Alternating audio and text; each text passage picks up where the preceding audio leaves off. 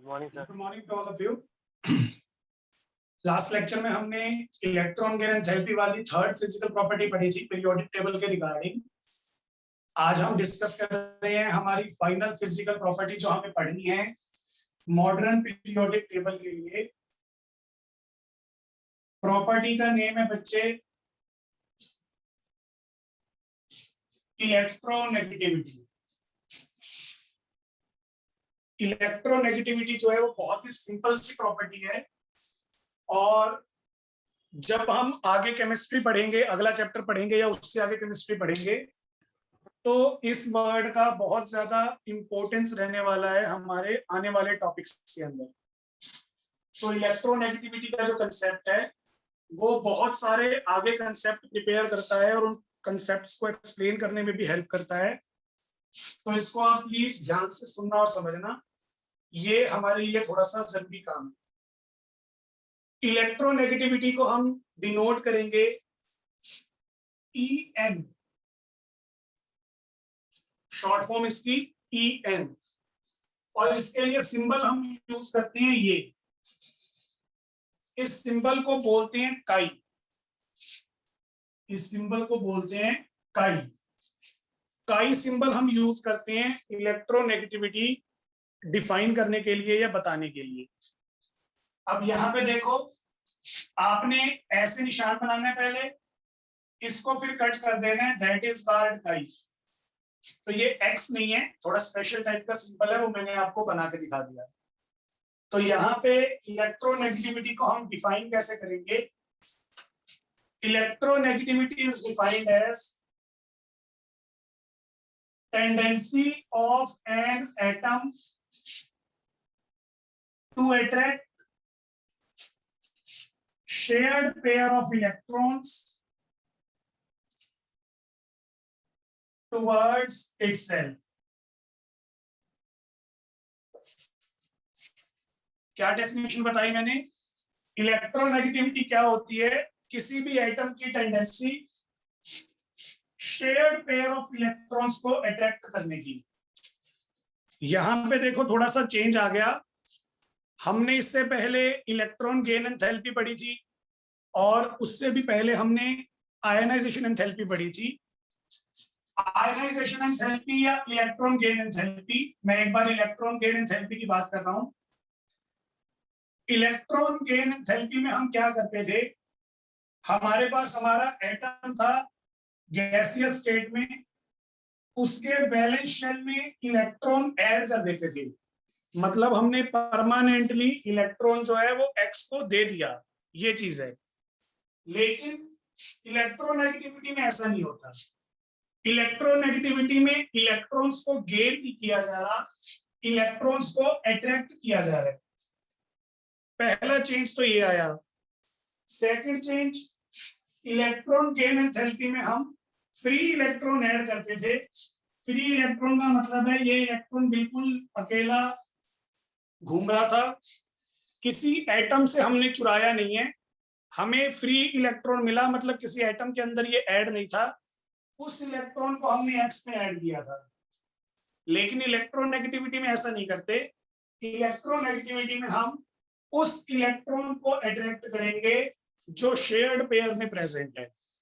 Shared pair का मतलब दो एटम्स होंगे, सेम भी हो सकते हैं, डिफरेंट भी हो सकते हैं। केस ले रहा हूं मैं, दो एटम्स हैं, दोनों एटम्स डिफरेंट हैं, और दोनों एटम्स ने आपस में बॉन्ड बना रखी है। अब बॉन्ड बनाने के लिए इलेक्ट्रॉन तो शेयर ही करने पड़ते हैं। तो ये जो शेयर्ड इलेक्ट्रॉन है, इनको अपनी तरफ अट्रैक्ट करने की टेंडेंसी। फ्री इलेक्ट्रॉन की बात नहीं कर रहा मैं। जब फ्री इलेक्ट्रॉन की बात करते हैं, that is electron gain enthalpy. मैं फ्री इलेक्ट्रॉन की बात नहीं कर रहा, मैं कर रहा हूं शेयर्ड पेयर की बात। तो दैट इज द इलेक्ट्रोनेगेटिविटी। देखो दो चीजें होती हैं, एक तो हम किसी से कोई चीज छीनते हैं। मैंने किसी से कोई चीज छीनी, उसके बाद उस चीज को फेंक दिया, that is the one case. Second case, मैं किसी से कोई चीज छीनूंगा और उसके बाद वो चीज अपने पास रख लूंगा। तो ये दो अलग अलग प्रोसेस हैं। छीनने का प्रोसेस अलग है, उसके बाद अपने पास उस चीज को रखना, that is the different thing. इसी के रिगार्डिंग हमारे पास दो डेफिनेशंस हैं, एक इलेक्ट्रॉन गेन एंथैल्पी की और दूसरी इलेक्ट्रोनेगेटिविटी की। इलेक्ट्रोनेगेटिविटी में हम इलेक्ट्रॉन छीनने की टेंडेंसी शो करते हैं, हम इलेक्ट्रॉन को अट्रैक्ट करने की टेंडेंसी शो करेंगे, सिर्फ अट्रैक्ट करना चाहते हैं। लेकिन जब हम हमारे अंदर इलेक्ट्रॉन ऐड करेंगे, that process is called electron gain enthalpy. Negativity है छीनने का प्रोसेस, अट्रैक्ट करने का प्रोसेस, और अट्रैक्ट करने के बाद जब वैलेंस शेल में ऐड करने की बारी आएगी, that is called electron gain enthalpy. तो दोनों डेफिनेशंस में क्लियर कट डिफरेंस आपको मैंने बता दिया। दोनों डेफिनेशंस में जमीन आसमान का फर्क है। यहाँ पे हम इलेक्ट्रॉन्स को सिर्फ अट्रैक्ट कर रहे हैं, और वो भी फ्री इलेक्ट्रॉन नहीं, वो इलेक्ट्रॉन्स जो दो एटम के बीच में शेयर थे। यहाँ पे हम इलेक्ट्रॉन को अट्रैक्ट नहीं कर रहे, वैलेंस शेल में सीधा ऐड ही कर रही है, और वो भी वो इलेक्ट्रॉन जो बिल्कुल फ्री था, मतलब किसी भी एटम के साथ प्रेजेंट नहीं था। तो ये हमारे पास हमारी इलेक्ट्रोनेगेटिविटी की डेफिनेशन है। किसी बच्चे को कोई डाउट है तो पूछो।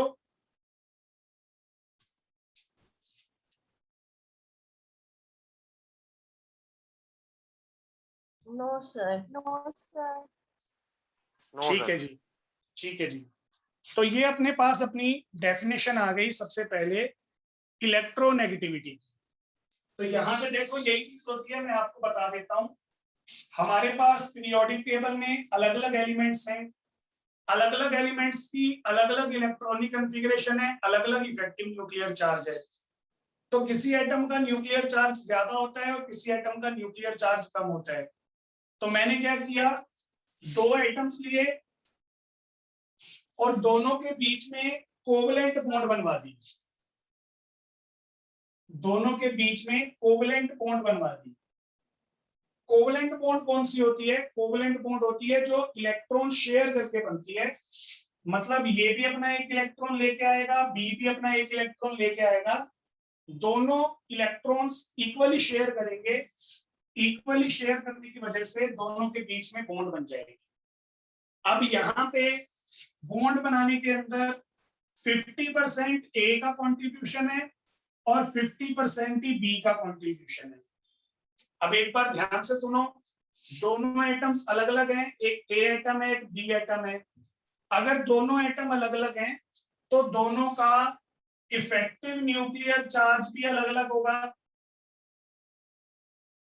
अलग अलग होने का मतलब है एक एटम का इफेक्टिव न्यूक्लियर चार्ज कम होगा और दूसरे एटम का इफेक्टिव न्यूक्लियर चार्ज ज्यादा होगा। यहाँ पे मैंने कोई पर्टिकुलर एग्जांपल तो लिया नहीं, लेकिन एक बार समझाने के लिए बोल देता हूं। सपोज कर लो बी का इफेक्टिव न्यूक्लियर चार्ज ए के इफेक्टिव न्यूक्लियर चार्ज से ज्यादा है।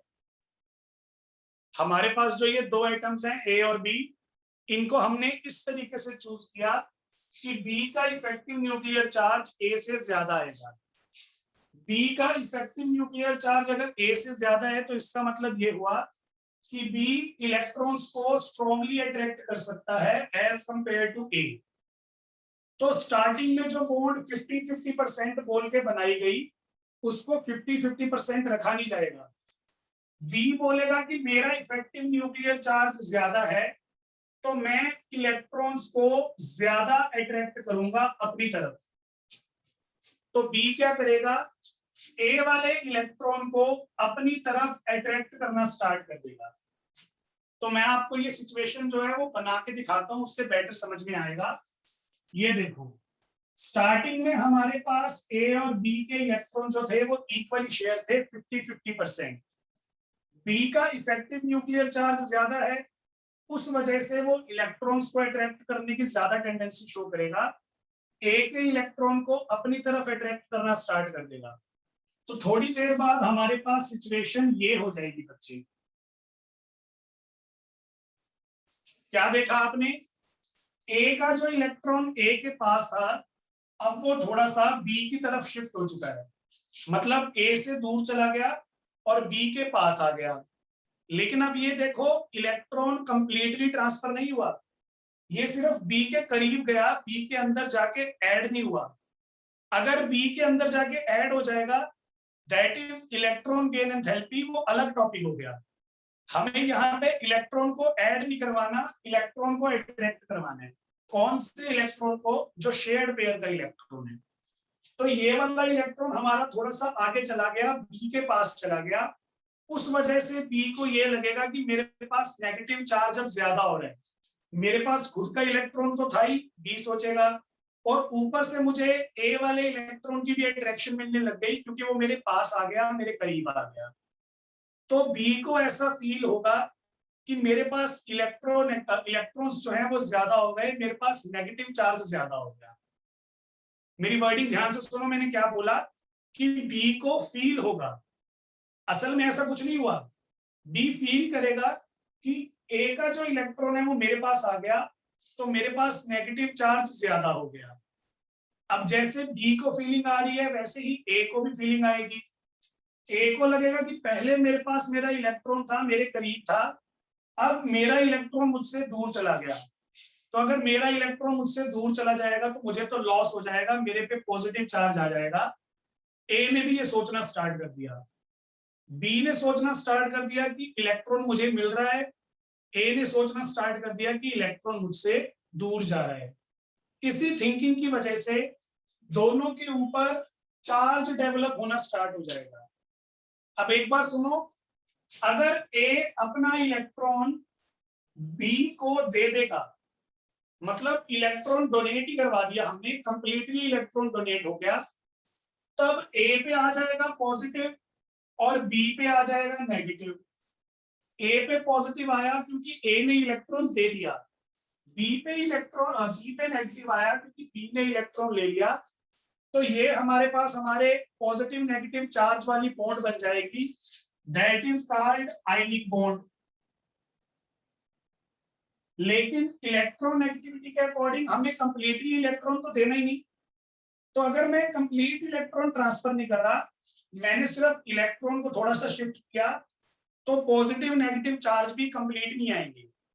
दोनों के बीच में कोवलेंट बॉन्ड तो बनी रहेगी, लेकिन इसको ये लग रहा है कि मेरा इलेक्ट्रॉन चला गया, मैं घाटे में आ गया, तो इस पे आ जाएगा पार्शियल पॉजिटिव। ये साइन मैंने क्या बनाया, आपको 75% 8 बनाना है, मतलब पूरा 100% नहीं करना, 75% बनाना है। ये देखो, इसे हम बोलते हैं पार्शियल। पार्शियल का मीनिंग होता है वेरी वेरी स्मॉल। तो हमारे ए पे कंप्लीट पॉजिटिव चार्ज नहीं आएगा। कंप्लीट पॉजिटिव तो तब आता है जब इलेक्ट्रॉन डोनेट हो जाती है। यहाँ पे इलेक्ट्रॉन डोनेट नहीं हुआ, इलेक्ट्रॉन की अट्रैक्शन कम हुई है, तो ए पे आ जाएगा पार्शियल पॉजिटिव। सिमिलरली बी को लग रहा है कि मैं तो अमीर हो गया, मेरे पास इलेक्ट्रॉन की अट्रैक्शन ज्यादा आ गई, तो बी पे आ जाएगा पार्शियल नेगेटिव। हमारी जो बॉन्ड हमें 100% कोवलेंट लग रही थी, 100% कोवलेंट नहीं रही, थोड़ा बहुत आयनिक कैरेक्टर आ गया। This property is called electronegativity of an atom. क्योंकि बी का इफेक्टिव न्यूक्लियर चार्ज ए से ज्यादा था, तो बी ने शेयर्ड पेयर को अपनी तरफ अट्रैक्ट कर लिया, यानी कि बी की इलेक्ट्रोनेगेटिविटी ए से ज्यादा आई। ये हमारे पास हमारा डेफिनेशन और प्रोसेस था। तो पूरी डेफिनेशन में, पूरे प्रोसेस में अगर आपको कुछ भी पूछना है तो आप पूछ सकते हो।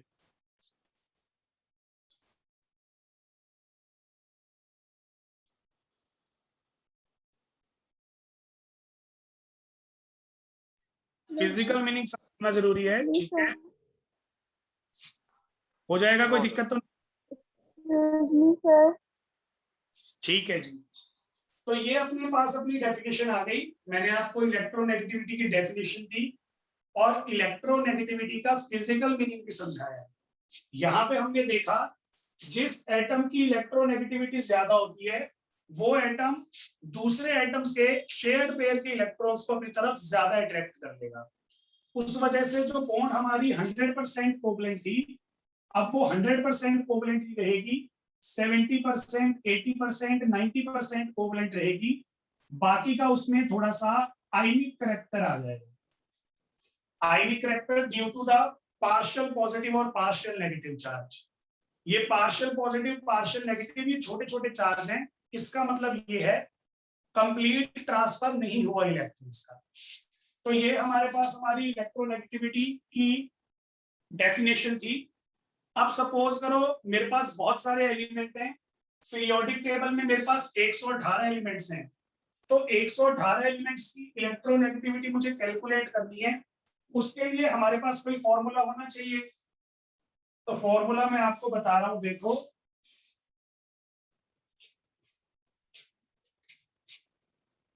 इलेक्ट्रोनेगेटिविटी कैलकुलेट करने का जो फॉर्मूला हमें दिया था वो पॉलिंग नाम के साइंटिस्ट ने दिया था, तो उसको हम बोलते हैं पॉलिंग स्केल।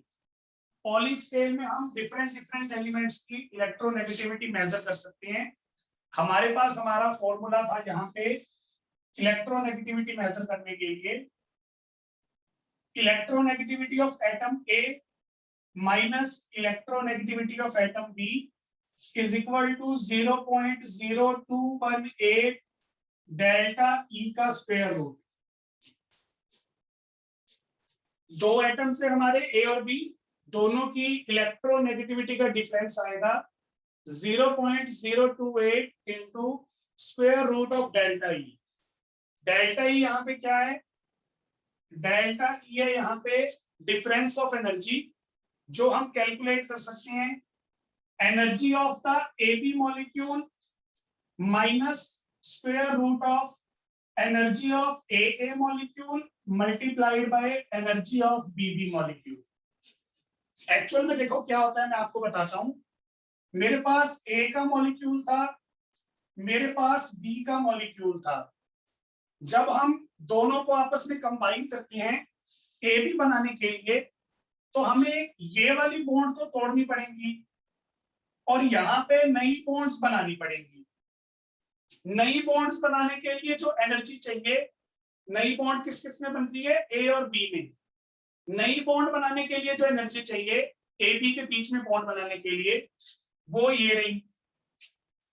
ए और ए की बॉन्ड तोड़ने के लिए जो एनर्जी चाहिए वो ये रही। बी और बी की बॉन्ड तोड़ने के लिए जो एनर्जी चाहिए वो ये। तो ये हमारे पास हमारा फॉर्मूला आएगा। ये वाली तीनों वैल्यूज हमें पेपर में गिवन होती है। इन तीनों वैल्यूज को पुट करके डेल्टा ई निकालेंगे।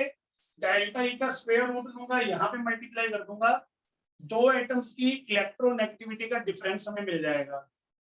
यहाँ पे दो एटम है, उनमें से एक एटम की इलेक्ट्रोनेगेटिविटी मुझे पता होगी। पॉलिंग स्केल में हम क्या करते हैं, हमेशा हाइड्रोजन की इलेक्ट्रोनेगेटिविटी अपनी तरफ से फिक्स मान के चलते हैं 2.1। तो यहाँ पे हाइड्रोजन की वैल्यू 2.1 फिक्स हो जाएगी। इन दोनों में से एक तो हो जाएगा अपना हाइड्रोजन, सपोज करो बी हाइड्रोजन हो गया। ए वो एटम है जिसकी इलेक्ट्रोनेगेटिविटी मुझे निकालनी है। हाइड्रोजन की वैल्यू पुट करूंगा, डेल्टा ई मैंने नीचे से कैलकुलेट कर लिया, पुट करूंगा, मेरे पास इलेक्ट्रोनेगेटिविटी ऑफ ए की वैल्यू आ जाएगी।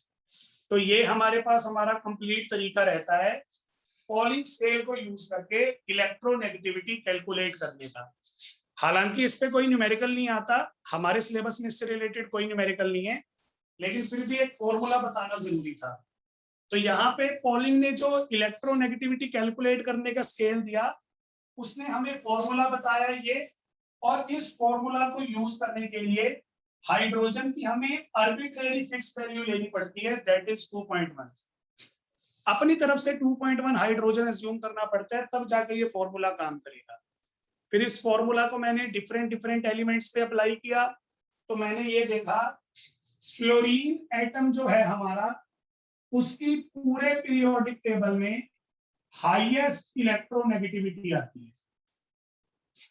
टोटल 118 एलिमेंट्स है ना, 118 एलिमेंट्स में से इलेक्ट्रॉन्स के शेयर्ड पेयर को अट्रैक्ट करने की सबसे ज्यादा टेंडेंसी किसकी होती है, फ्लोरीन की होती है।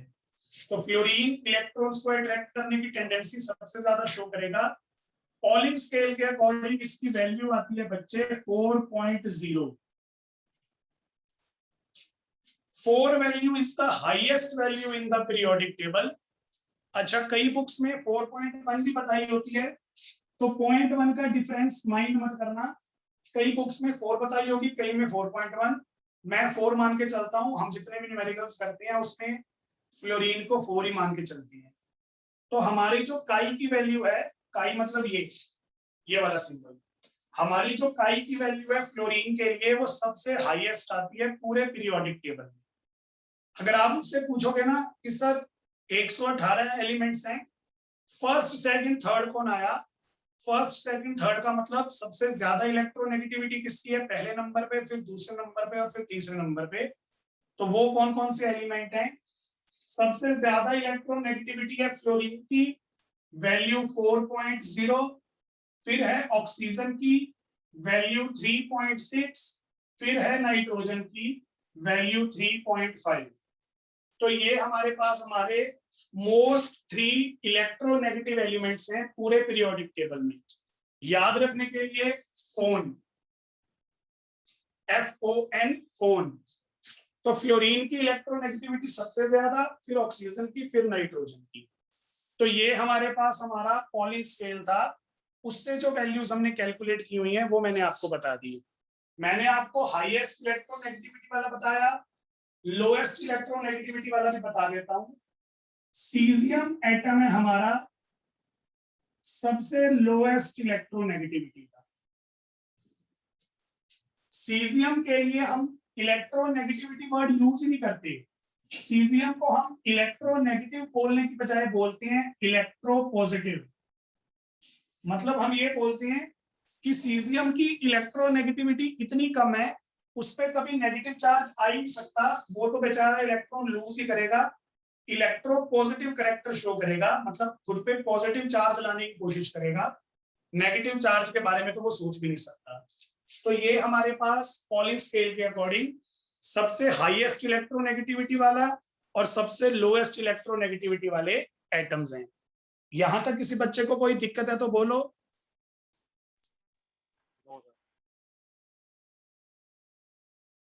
ठीक है, नो सर।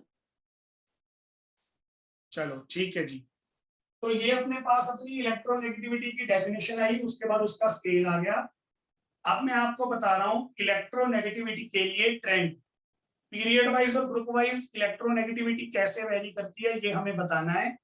सिंपल सा ट्रेंड रहेगा, इसमें कोई एक्सेप्शन नहीं है। जैसे आपने कल एक्सेप्शन पढ़ी थी या आपने परसों एक्सेप्शंस पढ़ी थी आयनाइजेशन के लिए, तो इसमें ऐसी कोई एक्सेप्शन नहीं है, जनरल सा नॉर्मल सा ट्रेंड है और हमें यही देखने को मिलता है for most of the elements.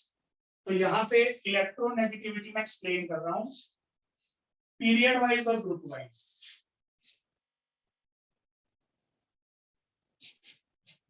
तो trend in the periodic table, अगर बच्चे आप स्टडी वगैरह कर रहे हो ना घर के साथ साथ, जो बच्चे भी कर रहे हो, जो नहीं कर रहे हैं प्लीज करो। आप हम बहुत ही कम काम करते हैं डेली, वो इसीलिए ताकि आपको सब चीजें समझ में आए।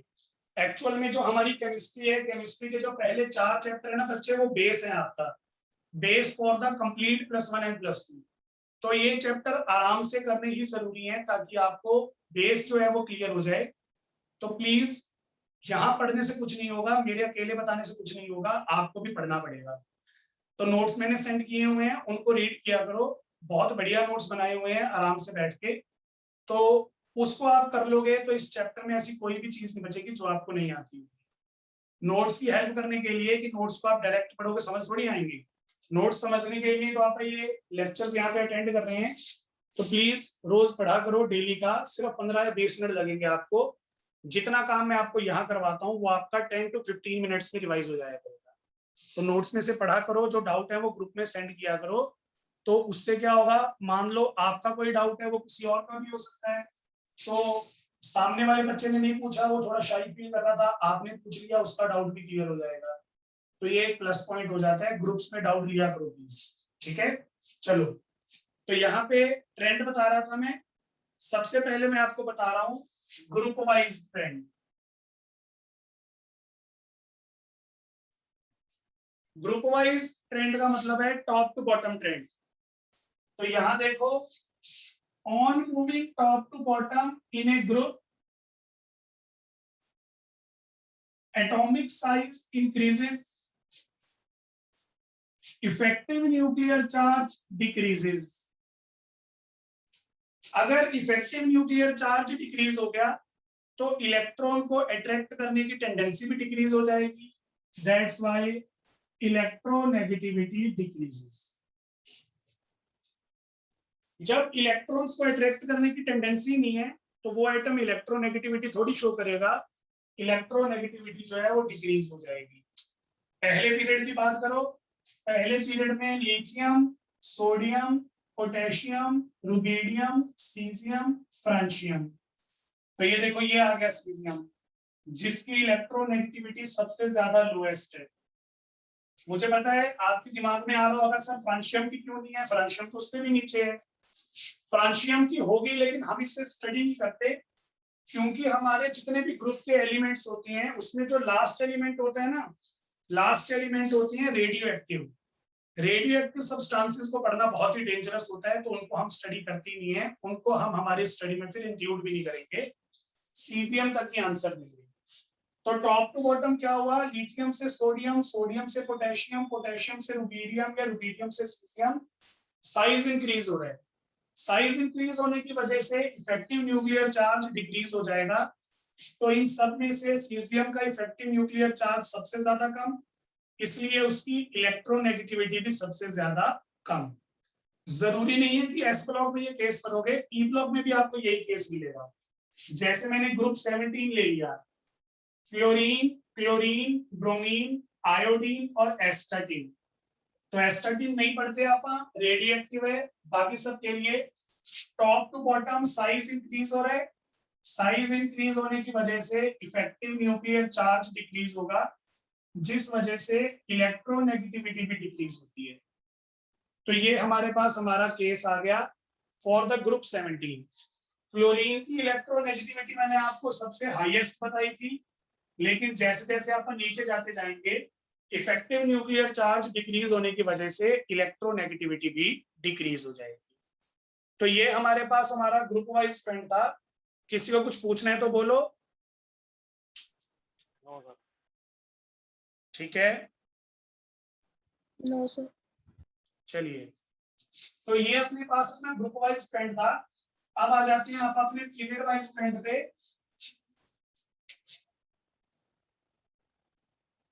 अब जैसा मैंने आपको बताया हुआ है, जो ट्रेंड हम ग्रुप में पढ़ते हैं उसका जस्ट अपोजिट हमें पीरियड को देखने को मिलेगा।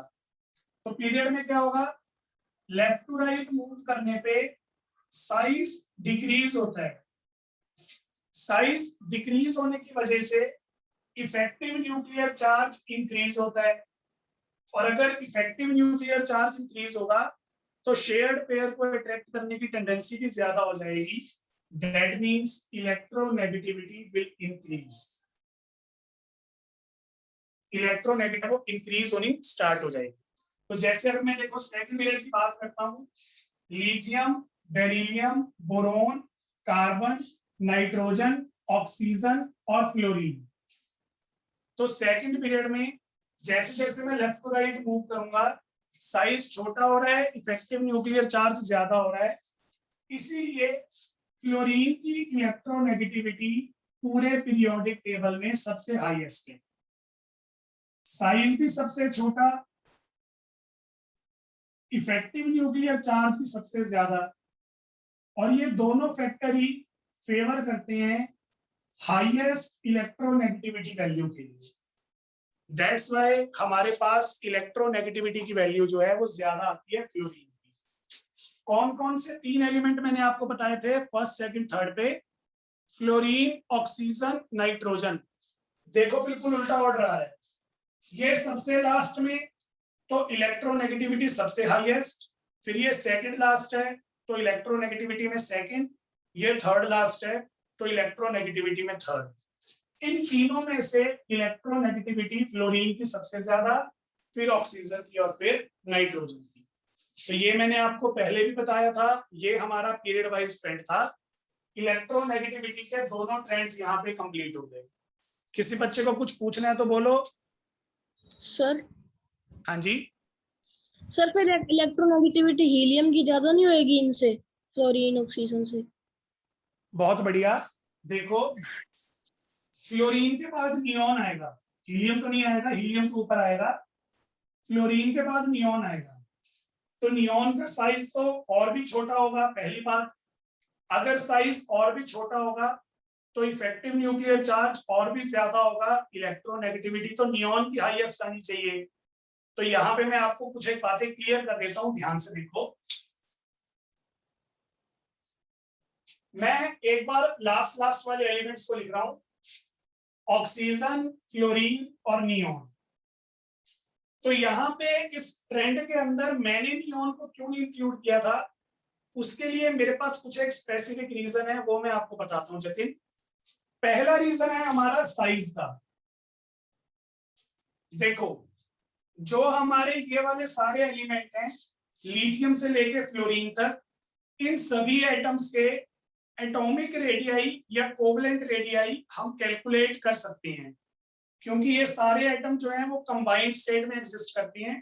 तो हम हमारी कोवलेंट रेडियस वाली डेफिनेशन लगा के इन सभी का कोवलेंट रेडियस निकाल सकते हैं। लेकिन हमारी जो कोवलेंट रेडियस वाली डेफिनेशन है वो नियॉन पे अप्लाई नहीं होती। नियॉन हमारी नोबल गैस है, तो आप पहली प्रॉपर्टी याद करो, मैंने आपको बोला था नोबल गैसेस के लिए हम कोवलेंट रेडियाई नहीं निकाल सकते, नोबल गैसेस के लिए हम निकालते हैं वैन डर वाल रेडियस। और वैन डर वाल रेडियस जो होती है उनका साइज कोवलेंट रेडियस से हमेशा ज्यादा ही आता है। तो नियॉन के लिए मैंने वैन डर वाल रेडियस निकाला, उसकी वैल्यू कोवलेंट रेडियस से ज्यादा आएगी। इसका मतलब साइज छोटा नहीं आएगा, साइज बड़ा आएगा। फ्लोरीन से नियॉन साइज बड़ा हो गया क्योंकि वैन डर वाल रेडियस कैलकुलेट करते हैं इनके लिए। पहला रीजन तो ये हो गया।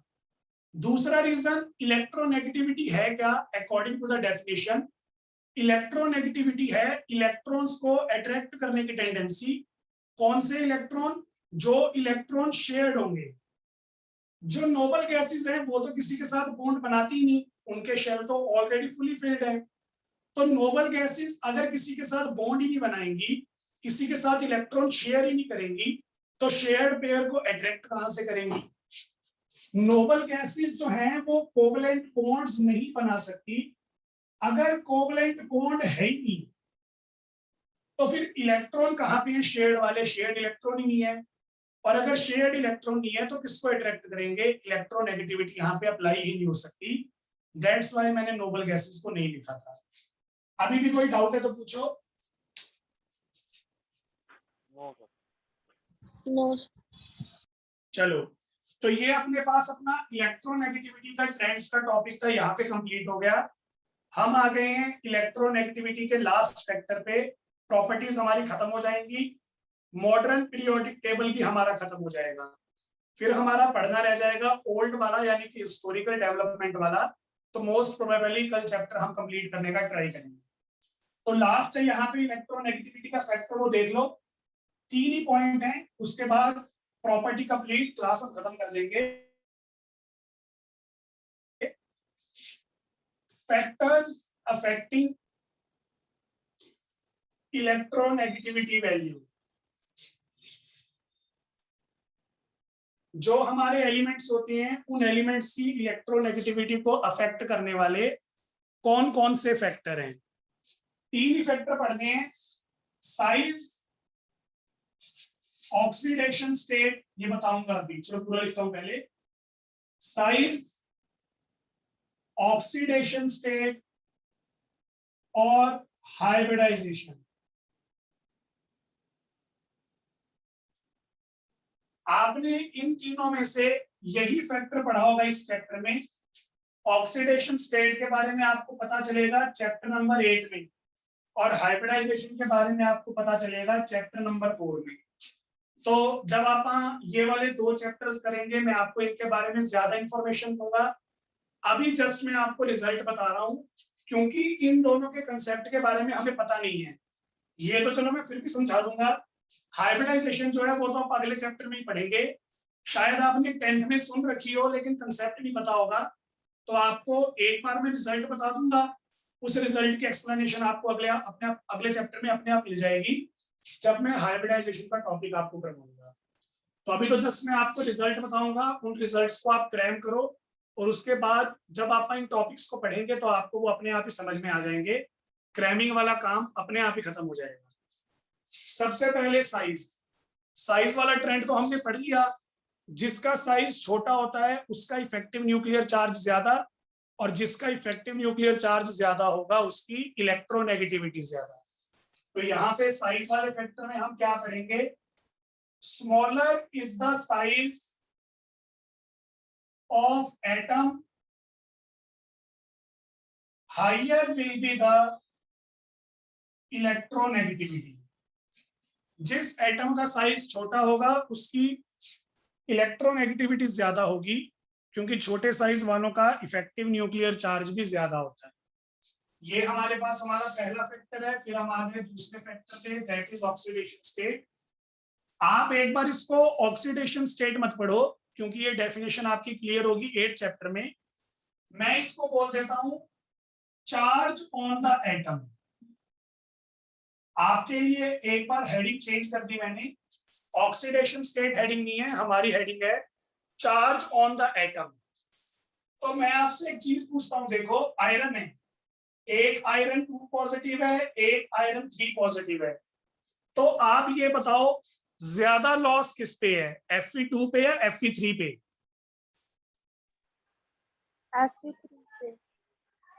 Fe3 पे ज्यादा लॉस है।